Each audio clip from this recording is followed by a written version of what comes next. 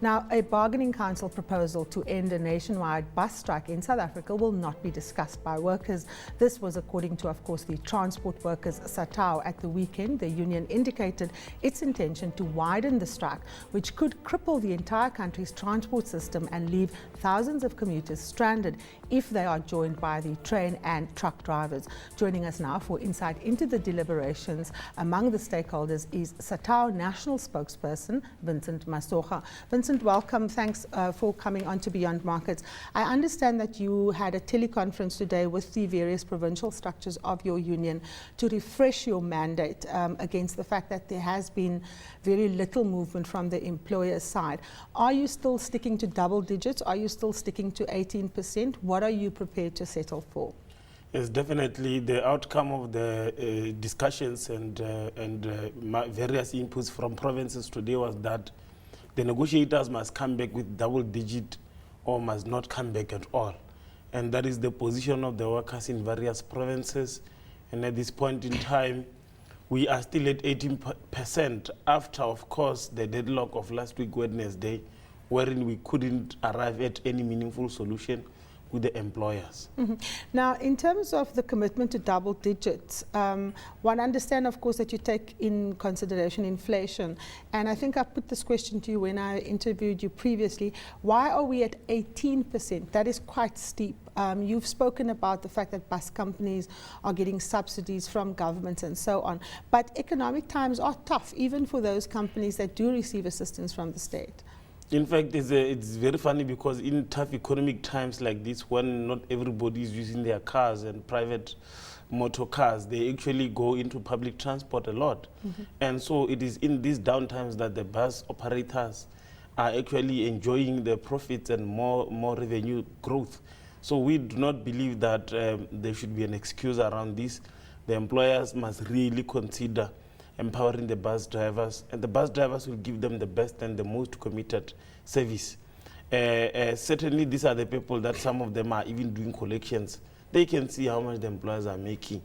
They are certain that the employers can afford this, and we believe that 18% will begin to improve the quality of life of these particular workers. But you're asking for 18% across the board. Why are you asking for 18% across the board? Surely there should be some kind of grading. Some people do have more experience than others. Is it right to raise that entry level? And won't it make it difficult for you later on then to be able to get better wages for people who are in fact more experienced because the entry level is so high? No, because what we say is that obviously still broken down in terms of it's an across the board, but if you look at, we're not necessarily saying that the gradings must be scrapped. In fact, at some point we're even prepared to say that we can take up even the double digit a little bit higher up for the lowest earning bus drivers. And once that is done, we don't mind to sacrifice currently for the highest earners to get a little bit of a lower wage. As a result, that will still allow them to still be flexible in the markets and can still allow for competition for those that want to improve themselves or those that have a higher experience to be able to still continue to get higher wages. For as long as in the basic entry, there is a wage that we believe that it is acceptable across the board, and that wage must be decent enough, the most entrant one.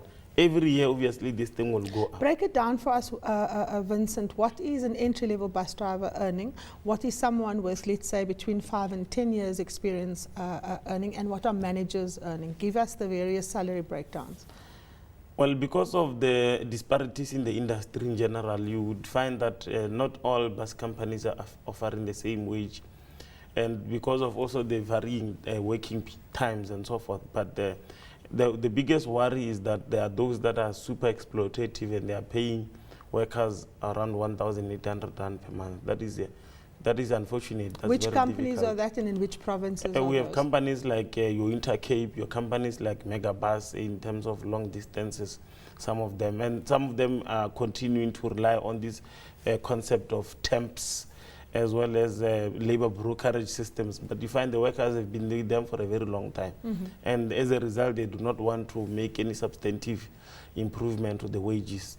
Overall, there is a 6,000 rand that you find. That is that as a before similar, or after deductions? That is basic before the deductions and before as well more other benefits such as overtime, long distance allowances, night shift allowances and so forth. So, but we're saying that that is not able to cover the lives of the ordinary bus driver who's always away from home, who's always working extraordinary hours, who's never living an ordinary life. Now, we know, of course, that there are various companies that you're negotiating within the bargaining council, because that's where they've negotiated.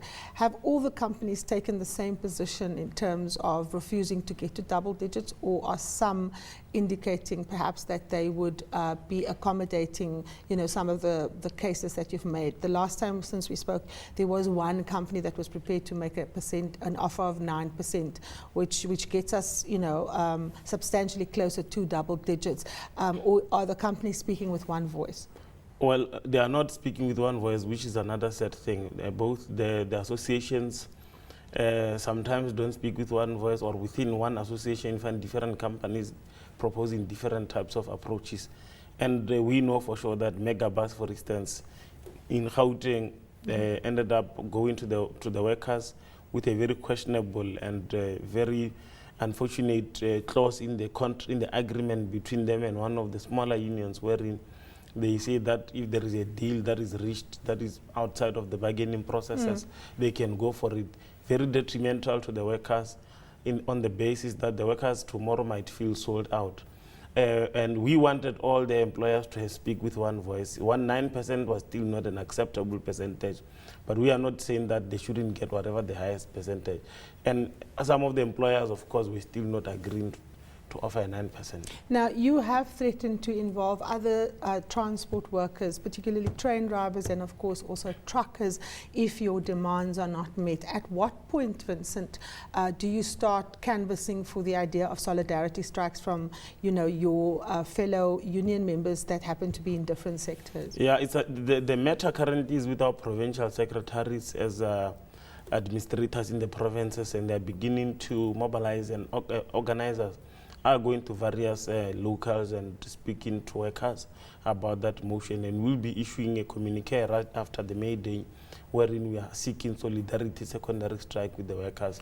And once the notice has been approved, we are certainly going to go full head on a secondary solidarity strike.